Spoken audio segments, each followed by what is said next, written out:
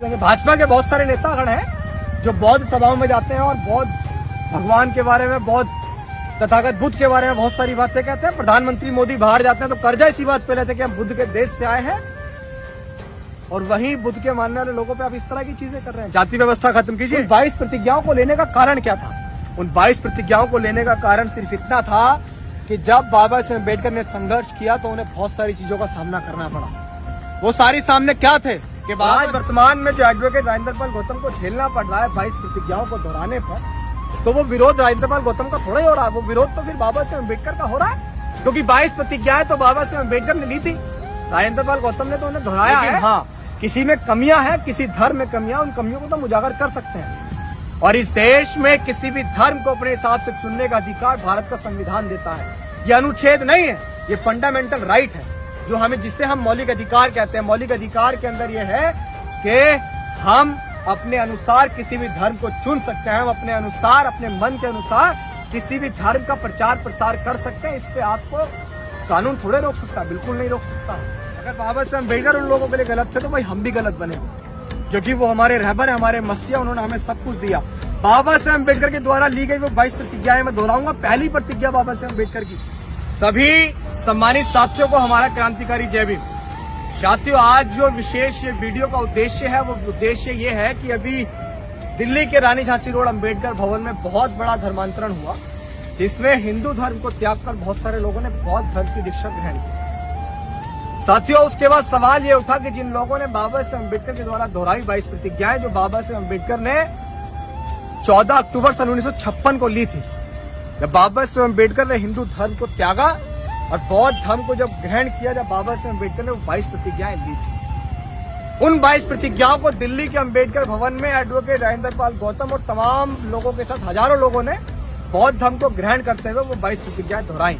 और उन 22 प्रतिज्ञाओं को दोहराने के बाद इस देश में इतना बड़ा भौकाल मच गया, बवाल मच गया कि उन लोगों के ऊपर तमाम जगह से, देशों से FIR होने लग गए, सवाल उठने लगे और मीडिया आकर लोग सवाल पूछने लगे। और दिल्ली में मंत्री रहे राजेंद्र पाल गौतम जो है, उनसे उनका मंत्री पद भी छीन लिया गया। हालांकि वो इन मीडिया आकर ये बात नहीं कहेंगे कि मंत्री पद मुझसे छीना गया। उन्होंने कहा कि भाई इससे सवाल उठ रहे हैं पार्टी पर, तो मैं खुद ही जो है अपने मंत्री पद से इस्तीफा देता हूँ। ये हम भी जानते हैं मंत्री जी कि आपने इस्तीफा दिया नहीं, आपसे लिया गया है। जो हमारे लाला केजू जो है, केजरीवाल है, अभी उनका एक वीडियो भी वायरल हो रहा है। वो कह रहे हैं कि भाई केजरीवाल को बुरा कह लो, भगवान को बुरा मत कहो।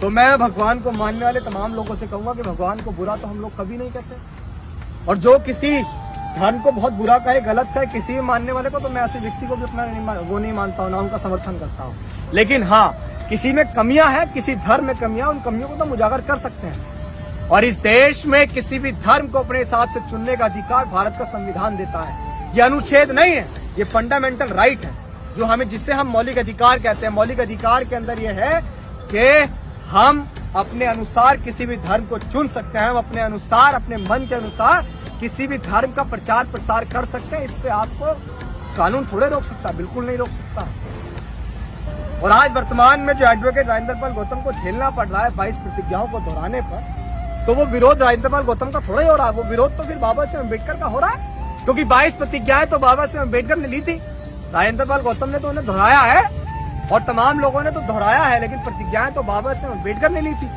मेरा सवाल है उन लोगों से, उन झाइलों से, उन हरामखोरों से जो आज सवाल उठा रहे हैं भारतीय संविधान के ऊपर, जो सवाल उठा रहे हैं, क्या जब बहन बेटों के बलात्कार होते हैं, जब तमाम जगह पे जातियों के नाम पर लोग मारे और पीटे जाते हैं, हाथरस जैसे कांड हुए, दिल्ली की अशोकनगर की घटना है, बहुत सारी ऐसी तमाम घटनाएं जिनमें लोग आज भी न्याय के लिए भटक रहे हैं, तब हम लोग हिंदू नहीं होते हैं।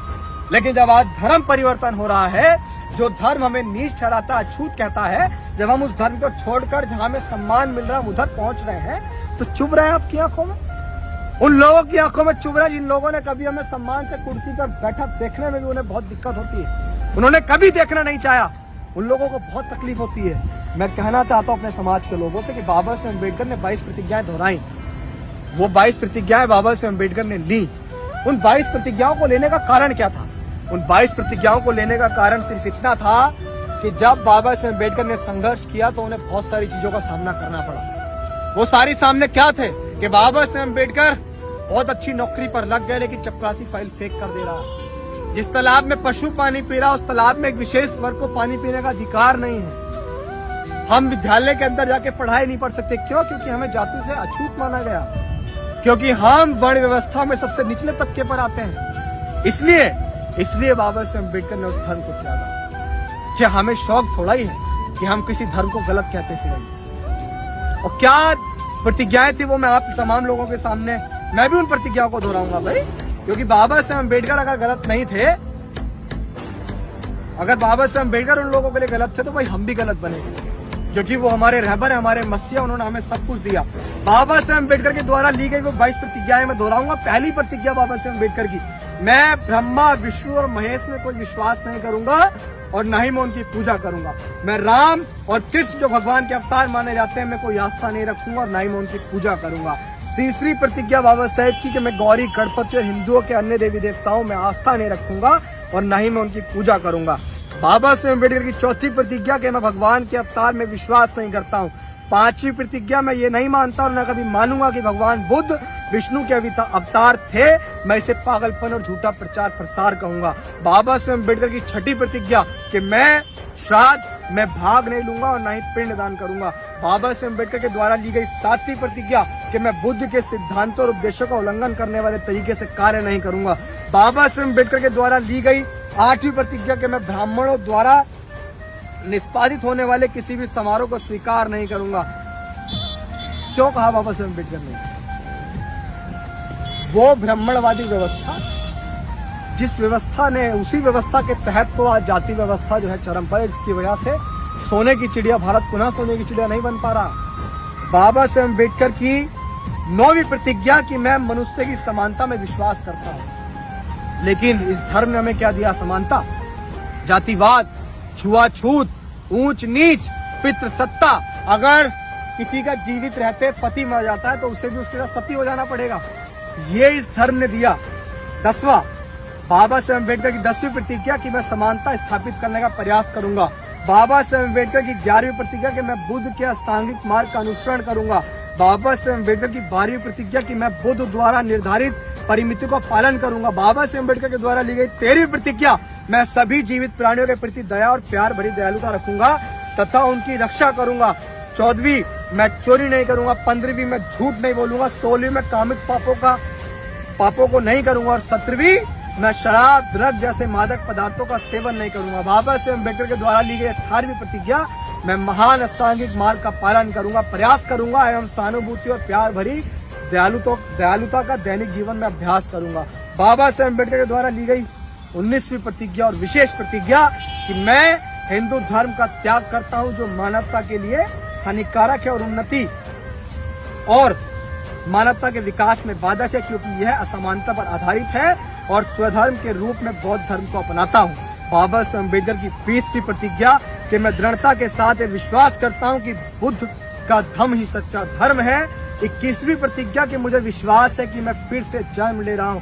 बाबा साहेब अम्बेडकर की 22वीं और आखिरी प्रतिज्ञा कि मैं गंभीरता एवं दृढ़ता के साथ घोषित करता हूं कि मैं इसके धर्म परिवर्तन के बाद अपने जीवन का बुद्ध के सिद्धांतों व शिक्षाओं, उनके धर्म के अनुसार मार्गदर्शन करूंगा।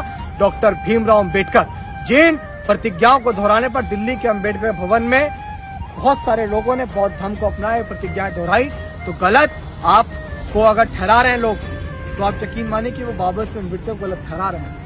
तमाम लोगों को समर्थन में उतरना पड़ेगा। आप भी वीडियोग्राफी के माध्यम से बाबा साहेब अम्बेडकर की ली गई 22 प्रतिज्ञाएं दोहराएं और उन लोगों को आईना दिखाएं जो समझते हैं कि एडवोकेट राजेंद्रपाल गौतम के ऊपर कार्रवाई होगी तो लोग इन 22 प्रतिज्ञाओं को दोहराना छोड़ देंगे। भाजपा के बहुत सारे नेतागण हैं जो बौद्ध सभाओं में जाते हैं और बौद्ध भगवान के बारे में, बौद्ध तथागत बुद्ध के बारे में बहुत सारी बातें कहते हैं। प्रधानमंत्री मोदी बाहर जाते हैं तो कर्जा इसी बात पे लेते हैं कि हम बुद्ध के देश से आए हैं, और वहीं बुद्ध के मानने वाले लोगों पे आप इस तरह की चीजें कर रहे हैं। जाति व्यवस्था खत्म कीजिए, इस देश में असमानता खत्म कीजिए।